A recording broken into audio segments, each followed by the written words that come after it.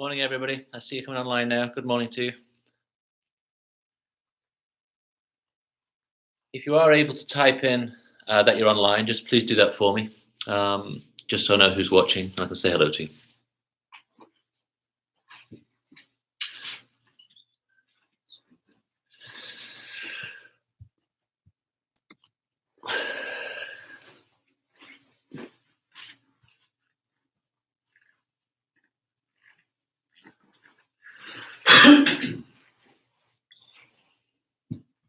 Morning, John.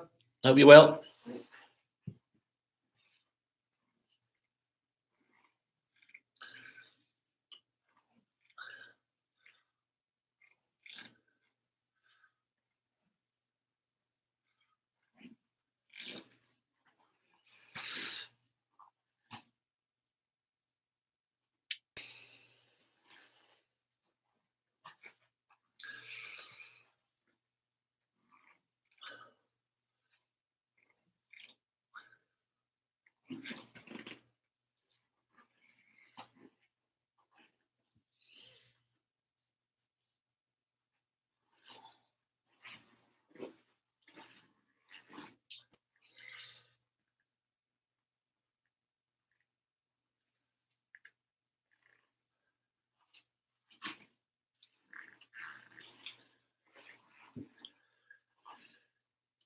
Morning, folks.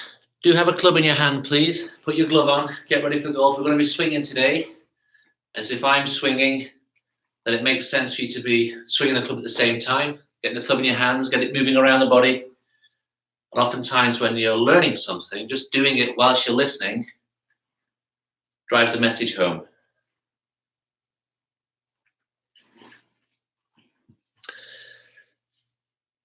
Do type in to let me know if you're online. You have to ask any questions. You can just type in the bar there. Just let me know what you want to talk about today.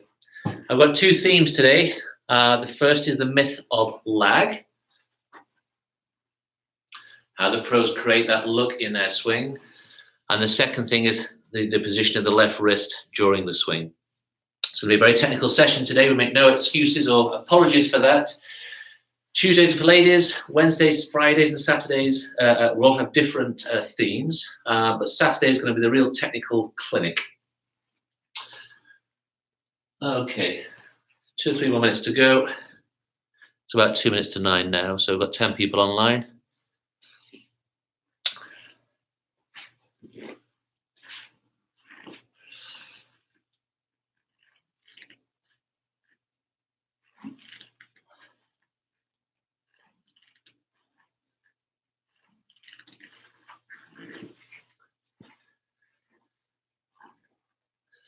$16 people. Good morning, everybody.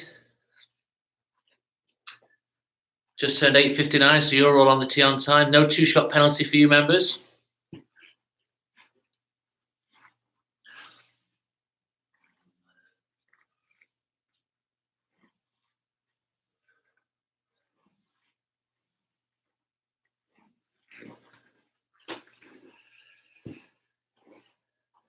So if you're just signing in now, do type in a message if you can, just to let me know.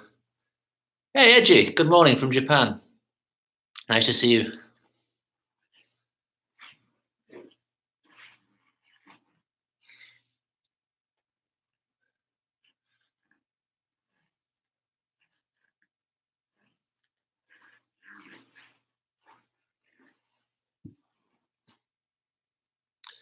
Okay, good morning, everybody. Just signing in. 8:59, so you're just in time on the tee.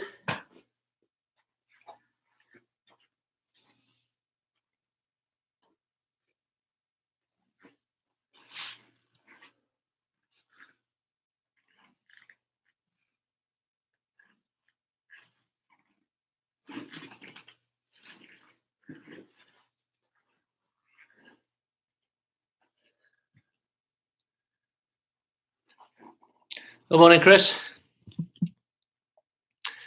I'll try and do some lefty information as well for you, Chris. I won't do everything there to be right-handed. I think Ian was online yesterday, left-handed, who I teach. Ian Chapman, I think of his surname.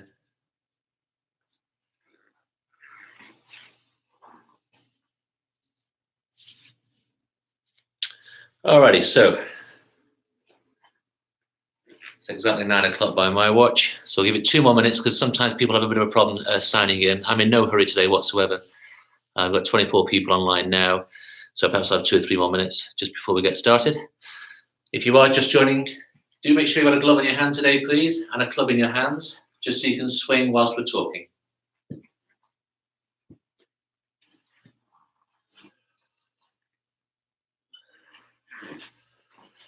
On for the lefties. I said yesterday I wish I'd taken the game up left-handed sometimes. My swing feels far more natural through impact.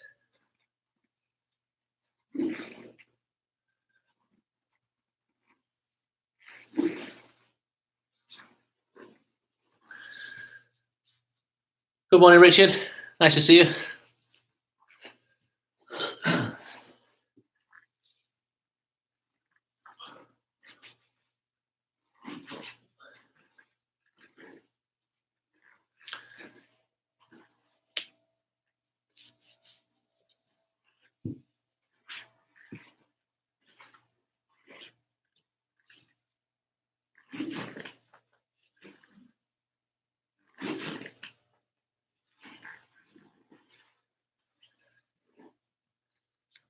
Good morning, everybody who's just signing in. 2-shot penalty, 2 minutes later on the tee, but I'll forgive you just this once. Good morning to you. Hi, Tristan. Good morning to you.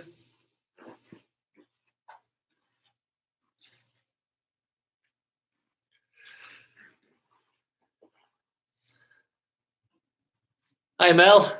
Nice to see you. Hope you're keeping well.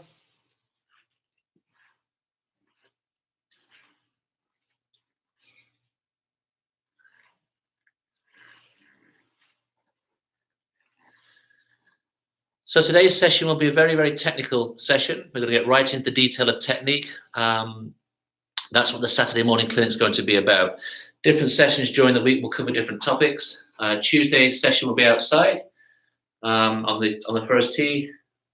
I'll be talking about different shots on different days and different skills on different days. But on Saturdays, that's going to be our very technical morning to really dig deep into whatever we want to talk about in the swing.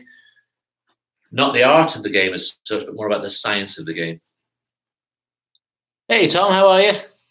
Nice to see you.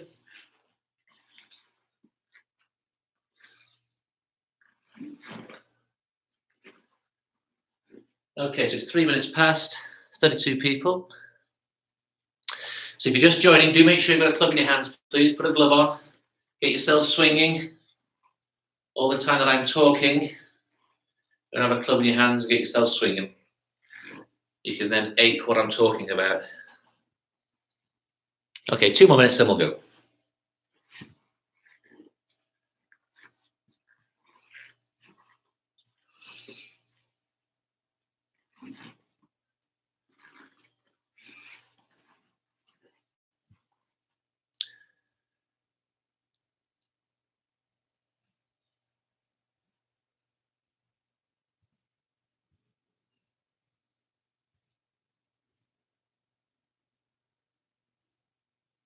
With pleasure, John. With absolute pleasure.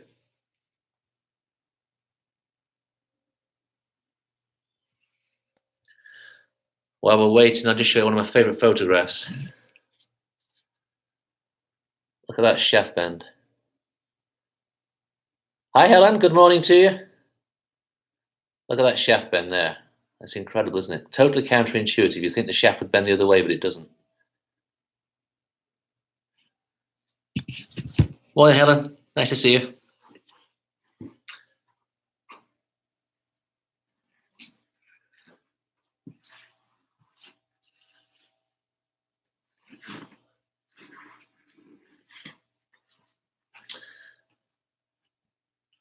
Okay, it's 5 past now. There's 36 people online. We'll get started. A very good morning to everybody. Thank you for joining me today. I did my first session yesterday, and I really enjoyed it. It was fantastic. It's quite peculiar talking into a computer screen in a room with no natural light on my own, with 35 people to the side of the internet. But anyway, I hope you enjoy what we're talking about today. Saturdays are going to be unashamed, unapologetic technical sessions. Tuesday, I'm working with the ladies. Then Wednesday and Friday, I'll choose 2 different topics. And I'm going to do some sort of swing sequencing. Yesterday, I talked about the feet and the role of balance in the swing. On, I think, Wednesday, I'm talking about the knees, the legs, and the buttocks, how they all work. I'm going to work the swing from the ground up. So if you do want to join me on Wednesday for the next stage of the swing sequence, it's well worthwhile watching the session I did yesterday. Fast forward through the first 10 or 15 minutes, I'm just getting online, making sure my computer's working, and I'm getting ready to sort of prep properly and just collect people as they come along. Okay, so I work indoors with TrackMan. That's TrackMan there, a military-grade radar, which measures everything that I do with my club to 0.1 of an inch or 0.1 of a mile an hour, and everything I do with the ball to 0.1 of a mile an hour or 0.1 of an inch on the distance. So here's what we're looking at today on the screen here. This is what I work with the TrackMan. The data comes from the ball flight. First things first, here's the club head speed, how fast the club moves into the ball. The second is the ball speed, and that's the big measure of efficiency. Anybody can swing quickly at the ball. It's how quickly we can propel the golf ball forwards. I work with the world's long driving coach, Lee Cox, up in North London, and they don't really focus on club head speed. They obsess about ball speed. How fast are you propelling that ball to the target? I'm playing a 6-iron today. I used a driver yesterday. I carried the ball there 180 yards on the shot that I hit. That's my very typical shape, that quite a healthy size draw. I carried the ball 180 yards. It went 86 foot in the air, a little on the low side. I was brought up on the windy golf courses, so I tend to hit the ball a little too low. And I carried the ball a total distance of 180, but a total distance of 189, just shy of 190. My club path, we'll talk about that later, really important. That's a very heavy angle, that, but because I draw the ball, I have to aim to the right of target. So I've hit that ball 8 degrees from the inside, attacking from this angle here. And those of you who take lessons with me and had problems coming out across the ball, that's the number we're going to work on today. That's my club face angle. It was open, that's why the ball started right at target, but because I came so much from the inside, it banks the ball over to the left. My attack angle, 5 degrees. I descended to the golf ball by 5 degrees.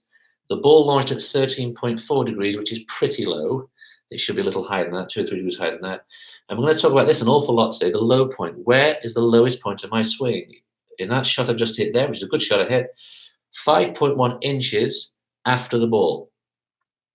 Face to path, we'll talk about that later. I had a question from Mel on the bowed left wrist, which we're going to talk about today. Spin axis, that's miles out. That's a very, very banking left 9-degree bend on the ball, but it's finished on target. We're not trying to hit the ball straight all the time. We're trying to hit the ball to the target line. I hit the ball right to left in the air. That ball had 44 foot of curve in the air. This screen here is the very clever one. This is the optimizer. So the optimizer says, if Tiger Woods was to swing at 90.5 miles an hour, he would hit the ball 1 yard further than me in the air, but he'd do it all the time. I've selected my best shot of the morning when I've been warming up. My attack angle was a little too steep at 5 degrees. It should be at 4 degrees. Only a degree out, but it does make a difference. Spin off we'll talk about later. Ball speed is high enough to meet these bars here. Anything low down here is not enough. Anything up here is too much. And you can have too much ball speed. Launch angle, again, too low. I should be about 15 degrees out. That's a 10% too low. As a consequence, my spin rate was too low and my height of the ball's flight was too low. So, when I hit shots later on, we'll be using that data over there. Morning, Jock. Hi, Sue. Welcome to you. Alrighty. So, Robert Wolf sent me a message last night and he said he's trying to get lag in his golf swing. This motion here creating this very tight angle between the left arm and the shaft of the club. That angle then is one of the really glamorous pictures that we see of all the world's best players, but it's an absolute myth. You won't be able to find anywhere in physics where the lag creates power. What you see in a golf swing there is not necessarily lag, but a lever at work. Levers are the single most important part of a golf swing. The longest, most powerful lever you have in your swing goes from the club head to your left shoulder. Lever 1, lever 2, and then lever 3. I'll do that from this side here now. So you see, lever 1, my biggest lever in the swing, is my left shoulder. Lever 2 is the bend in the left arm, and lever 3 is the glove hand here. Those 3 levers create all that lovely power. And if I had an axe or I had a hammer, I'd create the levers and I'd throw them down. I simply wouldn't think lag, not now. At the end there, so it's a waste of power. What we need in a golf swing is the widest arc possible, not the narrowest. And lag, inverted commas lag, is a narrowing of the swing arc. So if you go online, you'll see loads and loads and loads of pictures of and YouTube videos of professionals and enthusiastic amateurs talking about lagging Sergio Garcia's swing. Garcia and Hogan are both credited with having the most amount of lag in the swing, but they're no different to anybody else. It's just you're looking at the swing one-dimensionally. So let's get a picture up first of all. That's one of the famous photographs. There, that's it, of Sergio Garcia. Look at the angle formed between his glove arm and the shaft of the club. It's really tight. Okay, so as we're looking at that picture there, we see Garcia in this very tight angle here. It's not a wide angle, it's a tight angle. If we then go to look at this picture here, this is with a driver. Again, really athletic looking, tight looking angle.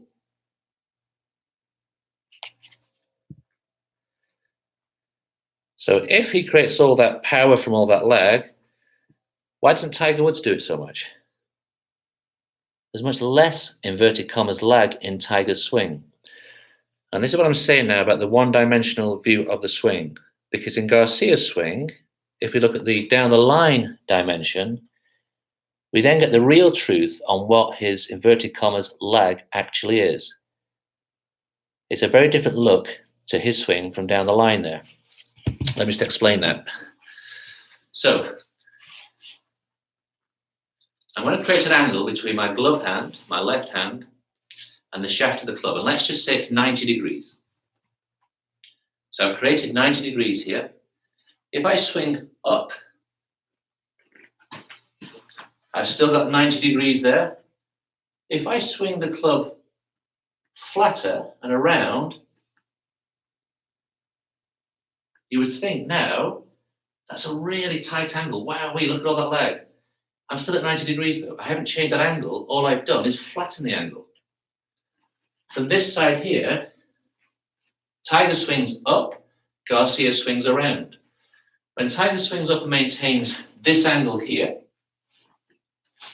and Garcia puts it down here, then of course, the one-dimensional view from face on, head on here, changes dramatically, but it's still only 90 degrees.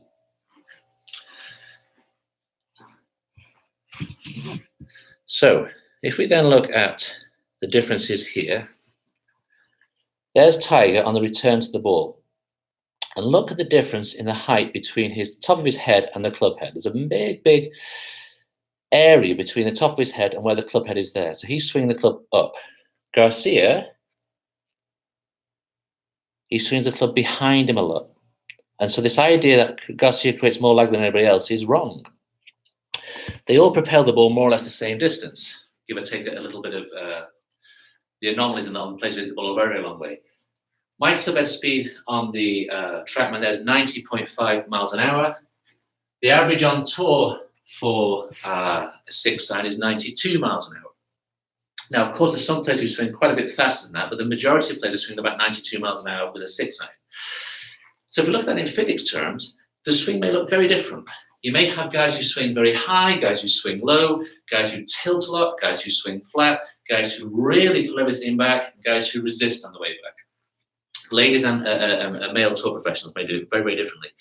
When the club meets the ball, it's always square. Remember, the back of the ball. Oblique is weak in golf. An oblique strike is an open face, a closed face, an underneath strike, and over the top strike. And as PGA professional, the only thing we should be doing with you every single time you come for a lesson is trying to work out how we optimize square at the back of the ball. And I don't do that by delaying the hit and then coming in, the last minute leg, because I've used all these levers really poorly.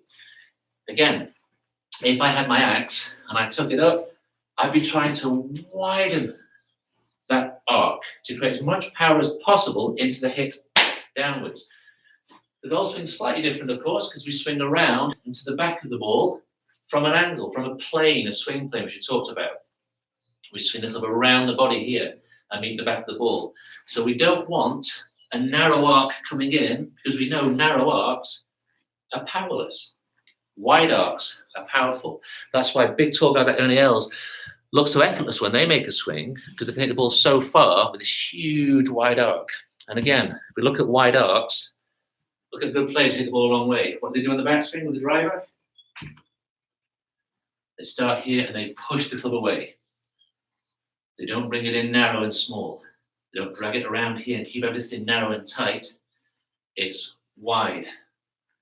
Leverage takes place on the way down, not lag. So, here's the great man, the best player of all time, Jack Nicklaus. And can you read that quote underneath? In the left image above, taken in 1995, it looks like what does he say? I'm purposely delaying the release of the club. But I can assure you, I never tried to delay the hit or retain my wrist cock.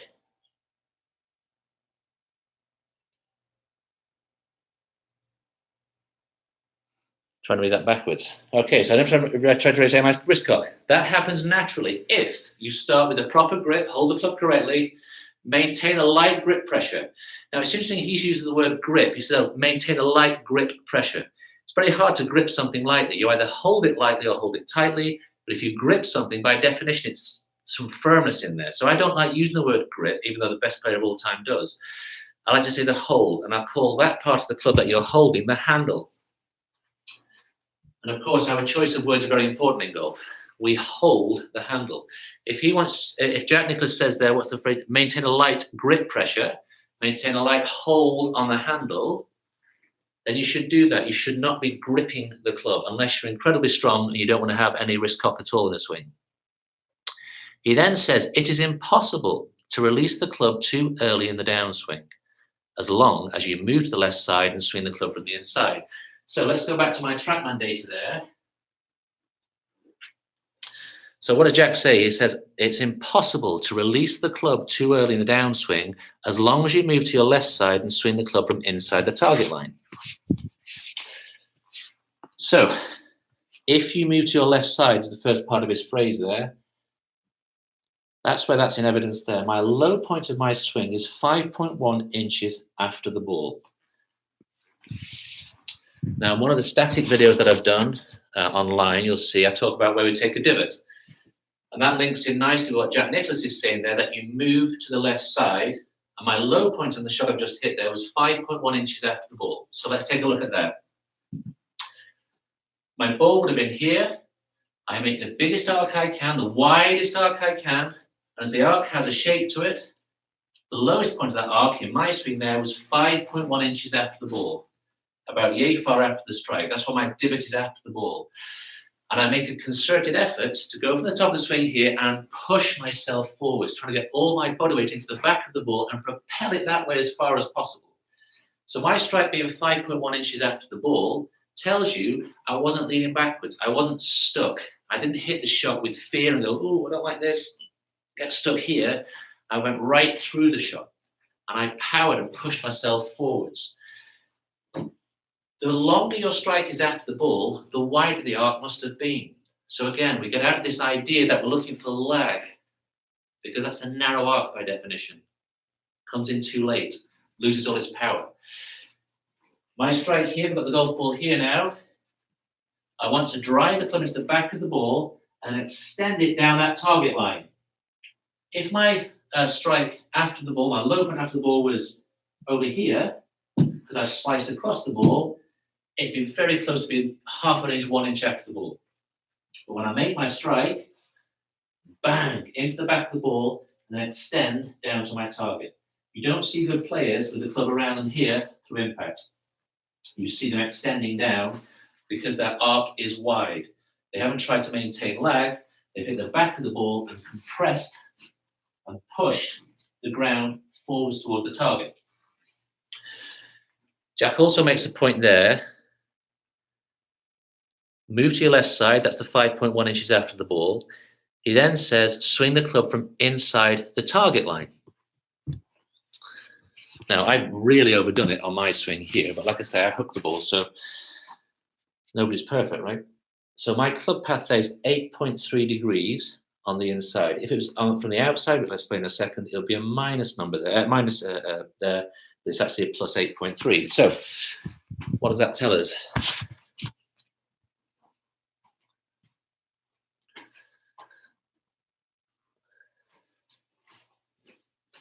The golf swing comes and attacks the ball from the inside here.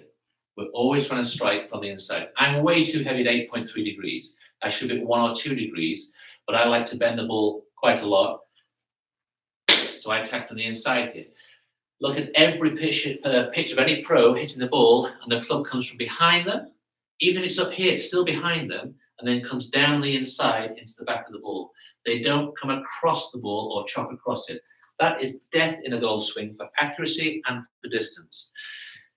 I was saying yesterday that the longest players in the world have the best dispersion left and right, which is counterintuitive. You'd think, well, they hit it a long way, they're going to hit it much further off target. But per yard travelled, because their strike is square, it optimizes power. Because their levers are long and wide, that optimizes power.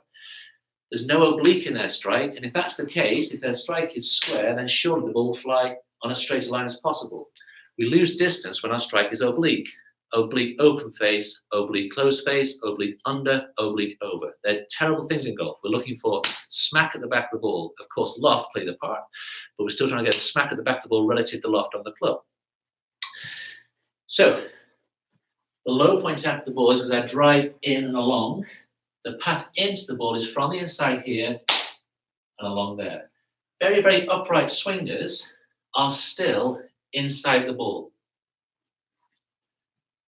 That's absolutely 0 degrees, and nobody swings like that. If I swing very upright right up here, very upright swing, that club is still plenty on the inside.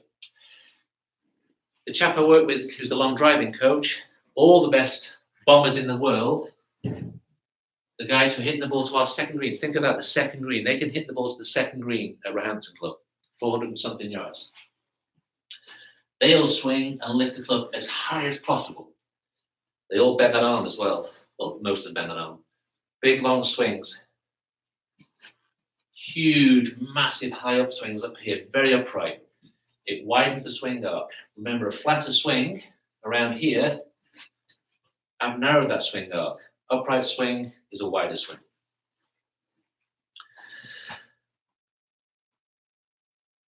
And in fairness, the lag myth, which you see online an awful lot, has kept the golf industry in revenue for years. It's one of those things which is misunderstood. People see that, they don't look at levers, they think they're creating this lag idea. Okay, so Mel Davis asked a question via email to me, saying about the left hand position at the top of the swing. So there are 3 positions at the top of the swing for the left hand: flat and neutral, cupped and bowed. And at the moment, you're seeing loads and loads of stuff online about how important these athletes are, how they get this left wrist bowed here. Pros have done that forever. Butch Harmon's father won the Masters in 1948, and he was famous for having a very bowed left hand. Ben Hogan was his close friend, and Hogan wrote books on how to cup the left hand. So 2 of the best players of their generation, 2 very close friends, have completely different styles of swinging, one of which was cultivated. Hogan cultivated a cupped left hand, and Harmon was just a natural bower at the club here. The most famous bower of the club in the modern game is Dustin Johnson. Let's find a picture of him.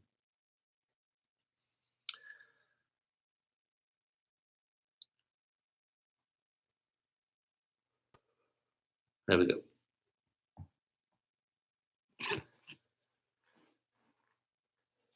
So there's Dustin Johnson really bowing in the left wrist there. Now again, I don't think he cultivates that position. In fact, interestingly, his coach for many years was Butch Harmon Jr., the famous Butch Harmon, as we know. So Dustin Johnson gets in a very bowed position here. What impact does that have on the club face? It closes it up here, and I've now closed the face. So when I bow that wrist, it lifts the face up into a closed position here. Now, what Hogan used to say to Butch Harmon's father, Claude Harmon, he'd say, I'd love to be able to hit the ball with that bowed left wrist because that's the hitting position anyway. Hogan did not hit the ball with a cupped left wrist. What Hogan did was he cupped his left wrist and cultivated that position through hours of practice because he was a horrible hooker of the ball.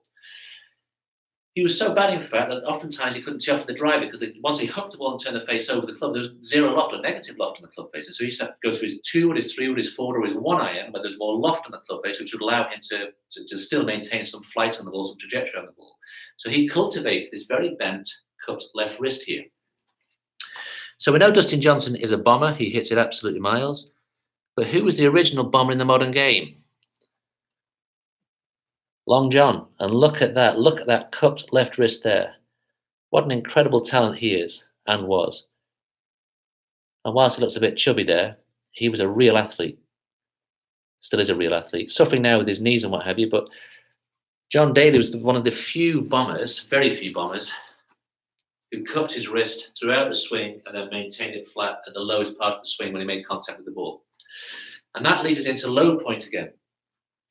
If my left wrist is flat or bowed at impact, it allows me to make my low point after the ball. A cupping of the wrist will be that.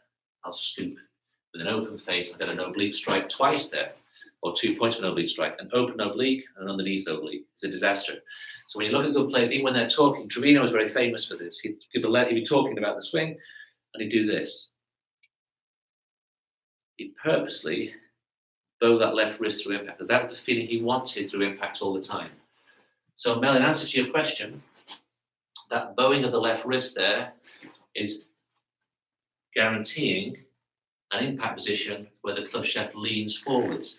Shaft lean is one of the hot topics of the day as well, with a lot of amateurs and coaches online. Every iron shot successfully struck by the world's best players, going right back to Bobby Jones, Harry Vardon, the greats of yesteryear, Jim Barnes, the shaft will lean forwards at impact.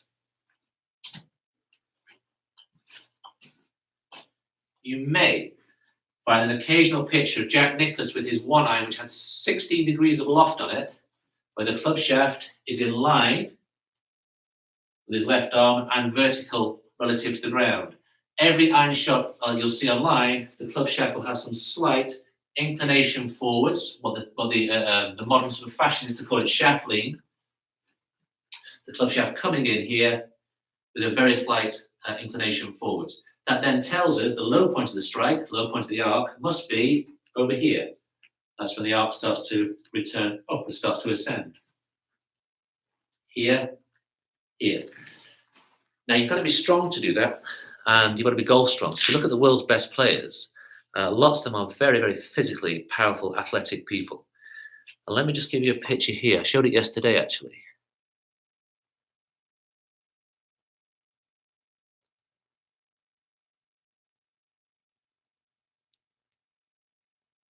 I can't find it now.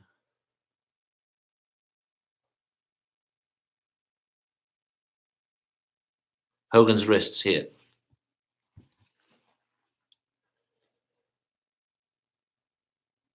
Now, he was a strong man, Hogan. Heavy clubs, stiff shafts, hit thousands of balls. And look at the size of those wrists there. I mean, on the picture where he's cupping the wrist, where you can see the bend in his wrist, I mean, look at the depth and thickness of those wrists there.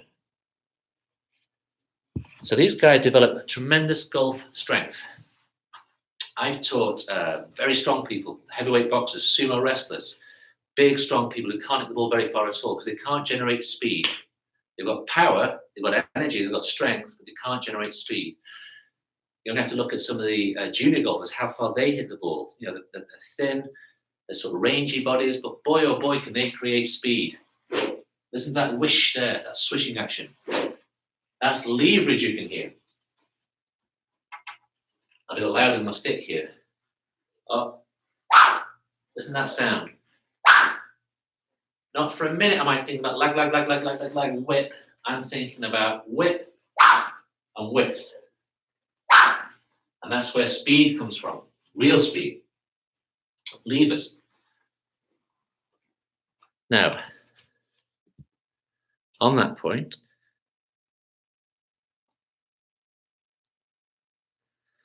it's not the best photo, but there's Angel Cabrera, Masters champion, double Masters winner. Look at the bend in his glove arm. Loads of leverage there. He's not thinking lag, he's thinking extra leverage. And that leverage for him, not for everybody, same as Faldo. Faldo plays with a bent left arm, just provides an extra bit of power. Bang, an extra bit of leverage. And it multiplies the leverage from the left shoulder and the wrist here. That's where all that power comes from. So I'm going to finish off now talking about shaft lean. And again, one of the big myths online was that Tiger Woods has far too much shaft lean. Woods always drove down on the ball and de-lofted the club heavily. Always did this. Everyone then got into the idea, oh, Tiger's dipping his head all the time. He's got too much dip. And one of the commentators online, Bramble Chambly, who's a brilliant coach, a great student of the game, said, oh, Tiger's dipping too much. And of course, that then blossomed into the entire world becoming an expert on how Tiger Woods should swing the club. If you go online and look at any of Tiger's swings from his great years of 97 and 2000, he bounced up and down all the time. All the great players do, and all the great players did.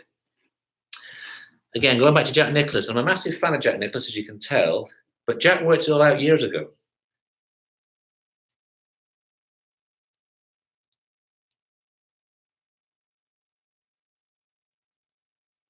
Look at that. Really standing upright there. Look at the shaft there. Directly in line with his glove arm. He's really extended his lever there. So everything I talk about in the swing should go back to some form of basic golf pros understanding of physics. I'm not a scientist by any method, by any measure, but physics, leverage are what applies in the golf swing. So I hope that answers your question about leg, and I hope it answers the question about club face and left wrist angle here. Are there any questions about what I've talked about today, or any questions about anything else I've talked about? I'm keen to understand coil and downswing release in relation to two swords. Okay, John, coil doesn't really exist. We're looking for the body to move in a golf swing, not stay static. So we move the body around. And on the backswing, my right side, as I said yesterday, goes backwards. On the downswing and through swing, my left side goes backwards. We're not looking to coil.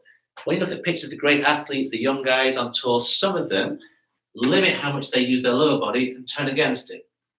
It's very difficult for the rest of us to do that. So don't think about words like coil. And I said before about the handle. We hold the handle in our hands. We do not grip it. You can't grip it lightly. For years as a coach, again, I'm always on the evolution of trying to become a better coach. For years, I've been saying to people, oh, grip it lightly, grip it lightly. They hear grip first and lightly second.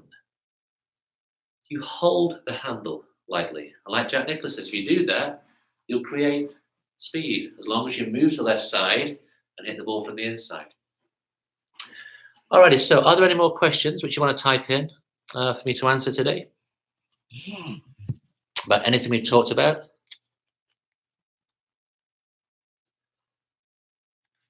Mel, left-hand rotation, both lovers.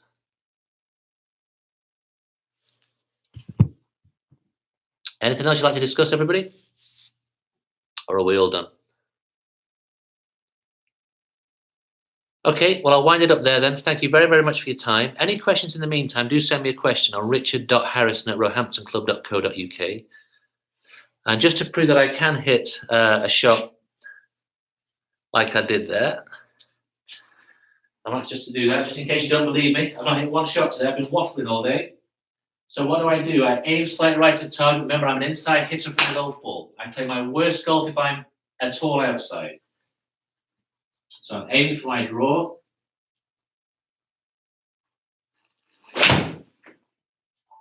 Not the best. Not bad.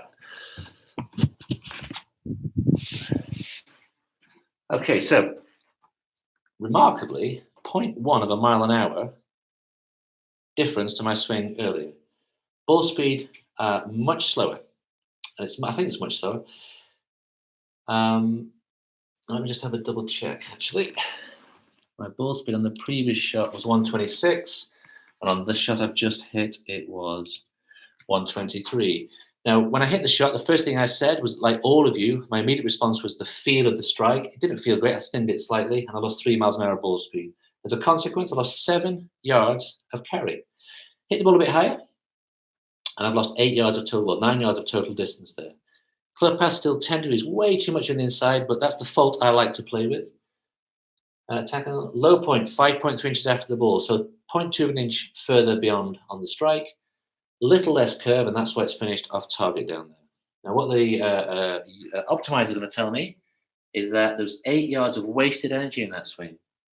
I swung at 90.6 miles an hour. That should have yielded me 181 yards of carry. I lost 8 yards. Attack angle too steep again. Spin loft too high, to go about another time. Ball speed way down. That's where all my distance has been lost. Launch angle was better. Spin rate was better. My height was better. So that was me trying to prove I could do it twice, and I can't. All right, folks. Well, thank you ever so much for your time. And hopefully I'll see the ladies on Tuesday. Swing sequences on Wednesday. I've got the cadets on Friday. And then on Saturday, we're back into the technical data session. So try and choose the sessions which you think will suit you the most. You don't have to try and apply what I've talked about today. It's just me talking about some of the questions or responding to the questions that have been given by members. So thanks again for your time, and I'll see you next time. Cheerio.